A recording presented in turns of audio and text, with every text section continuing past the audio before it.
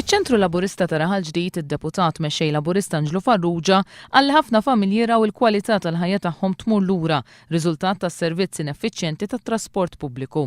U dan wara li l-Ministru Ostingat kien wieħed li ser isseħħ rivoluzzjoni u li żmien il-Bużullotti kien ser jispiċċa. Anġlu Farrugia saħaq li l-ħtija tal-falliment fit-trasport pubbliku trid tinġar minn Ostingat, imma l-ikbar ħtija tibqa' tal-Prim Ministru Lawrence Gonzi.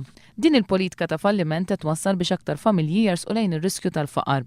Anġlu Farrugia fakkar kif skont statistika uffiċjali tal-Gvern innifsu, illum aktar minn nofs il-ħaddiema f'pajjiżna jaqlaw anqas mill-paga medja. Intant fiċ-ċentru Laburista ta' Birzebbuġa d-deputat mexxejja l-affarijiet tal-Partit Tony Abela wissa li fi żmien li ġej il-Gvern ser juża l-għodot kollha biex jimbotta l-kampanja elettorali tiegħu.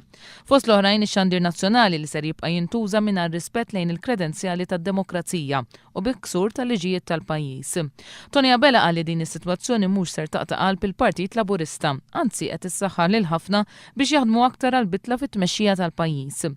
Id-deputat mexxej Laburista qal li fejn kien hemm bżonn li ma ssirx ħsara lil pajjiż, il-Partit Laburista tal-appoġġ tiegħu. Iżda fejn hu ħażin il-Partit Laburista ser jibqa' jesponi kif il-konfużjoni ta' deċiżjonijiet li ħall-Gvern swew miljuni ta' flus lill-poplu Malti.